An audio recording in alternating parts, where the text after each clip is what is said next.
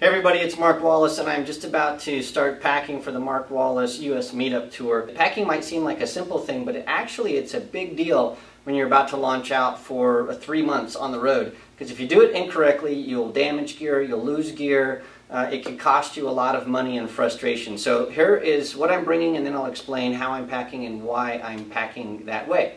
Okay, so here's the table of stuff that I have. And you can see we have lots of flashes, we got some camera gear, we have some pro photo gear here, and a bunch of other stuff.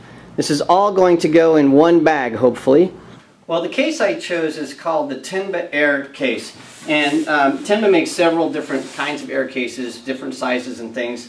And so this is a Tenba Attaché. So this guy, the reason I like it is it's nice and hard. It has it's got hard cases with a nice soft interior, so that means that this is actually an air case that will stand up to the rigors of being thrown into a cargo hold of an airplane. And the way this thing is built, the hard case on the outside, it's got this nice soft inside, so the equipment is actually going to be cushioned even though the outside might take some abuse.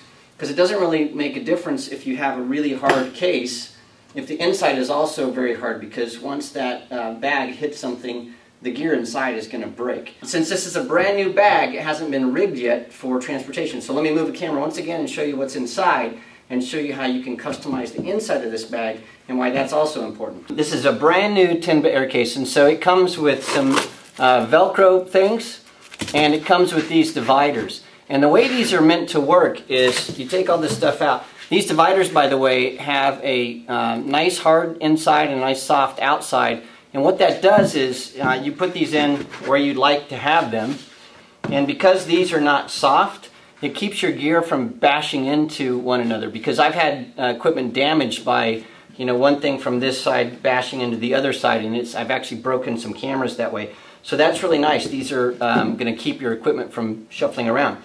But the way these work is the Velcro things that come with this, on the bottom of this you can take a little Velcro piece, and that just sort of sticks on there like this, and then it's ready to go to actually be secured inside there. And now it's nice and snug. Now the thing is, once you have these in the way you want them, if you want to have some dividers this way, you take another one of these guys, and then you can take a nice sharp razor blade and cut that.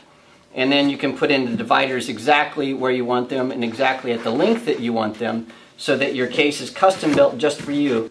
Okay, well, yesterday I packed this bag and got it set up pretty much the way I wanted, and I got almost everything in this bag that I had laid out yesterday. The only things that didn't fit were the brackets for the soft boxes and the speed rings. That's it. The soft boxes actually fit, I just took them out.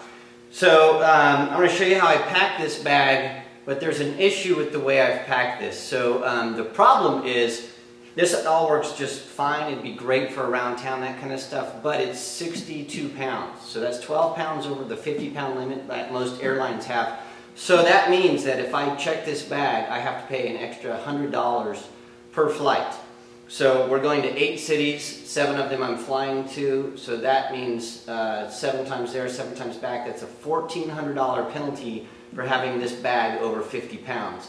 So I'm going to show you how I got it in there, and so you can sort of see how this works. Then I'm going to show you how I'm going to solve that 12-pound issue that we have with this bag. But first, let me show you exactly how this all fit together, because if you're just doing stuff locally, this is a great pack. First of all, I've just put in some packing things like this to make sure that nothing slides around. So the thing is, you want this to be absolutely stable. You don't want anything to move around. So my Pocket Wizard cables, some spare soft shields I've thrown in here to keep this nice and tight. I've salvaged some dividers from other camera bags here, and that keeps things nice and tight at this row. So I've got basically 3 rows, 1, 2, 3. So on the top row I have a 580EX2, another 580EX2, another 580EX2, a bunch of flexes, my 24-70 lens. I have my Quantum battery pack. I have my Canon battery pack. I have my Quantum cable, my Quantum battery charger. So that's all in the top row right there. in this middle row, what I've done is I've created this little compartment right here using some salvaged flaps from another camera bag. And again, to make this really nice and snug, this 70 to 200 millimeter lens, I've put in another case just to make sure it doesn't get damaged. That goes right in there. That creates a little compartment right there. So when I take that out, I've got my Canon STE2 that will be showing some things with that. That's in there. I've got a 50 millimeter 1.4 in there. I've got some more filler, which is an RF soft shield. I have my Mini that's programmed for my camera, so I want to keep that separate. Then I have this little flap that I also salvaged some stuff from another bag. And I have a very tight fitting tripod that goes in there. So that's my travel tripod. It zips in there. So up on this side, I have a compartment, and I've created using a timber wrap, a nice snug fit for my Canon 1DS Mark II. So that's what was in that box right there. So on this side right here, I have a compartment that holds the Profoto. This is the Acute 600B or 600R. So that's in there. So I've got a power pack. I have my color checker just sort of wedged in. I have, and again, some more timber wraps with a bunch of minis that are stuck in there. It's like a padded burrito. So that's there. There's another one. This is my 758. So there's my meter. It's in there. A few more minis in that. And then finally, I have my Profoto head in there. And then last but not least, I have my charger for my Profoto pack. So this bag, nice and full, and because these are hard dividers, none of that stuff is going to be running into each other. And because it was packed so tight, that would work great. The only problem is it is over the 50-pound limit. So here's what we're going to do. Let me pack this back and show you what we're going to remove to get this in the right shape. Okay, so that's a really nice tight fit. The other thing I forgot to mention is that all the heavy stuff I put toward the bottom of the pack because the wheels are on this side and we don't want the weight to be smashing down on the other things. So the heavy things are down here. That's why this Profoto is right there. Okay, so we got 12 pounds that we need to get rid of. And also the other concern I have with this is anytime you check a bag like this, the TSA is going to open it up, dig through everything, make sure it's okay, and then put it all back together. And I don't believe that the TSA is going to be able to put this back in the right way so my equipment isn't damaged. So I'm going to take some things out. The other concern I have is I have some pretty expensive camera gear here, and you know, I don't really like checking that stuff unless I just have to. So the first thing I'm going to take out is my 1DS Mark II.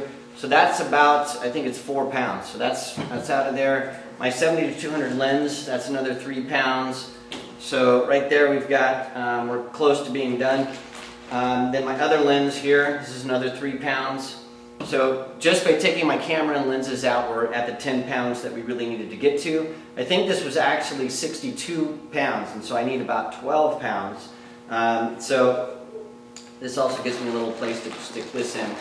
The other thing I'll probably do to get the other 2 pounds is take all the batteries out of everything and then just load up batteries once I get there. Probably take this guy out. This is my 758DR. So basically I'm just removing my camera gear. I'll take out my passport just so it doesn't get lost by the TSA. And now we're in pretty good shape. So things are just nice and big and should work just fine. I'll throw these guys in here. It'll distribute the weight a little bit better. And now we've got a good pack. Everything should be good, and I think we'll be okay with the TSA. We'll be good on weight. I'll measure this, I'll weigh this one more time, and if it's good, we're good to go. This stuff, I'm going to put on a carry-on bag. So I'm going to go and get my carry-on bag, get all that worked out. I haven't decided which bag I'm taking, but it looks like I'm going to be taking a Tin the Messenger bag and sticking that inside of a carry-on roller so I can have my clothes and my camera stuff. I roll all that in. And then the last thing I have to take is my laptop. That's going to be in another bag that I'll just carry on so I can work on the plane because some of these flights are 6 hours. So I have all that. I think I'm good to go. So that's how I pack my bags, and I hope to see you in Miami. You can see this stuff firsthand and check it out for yourself.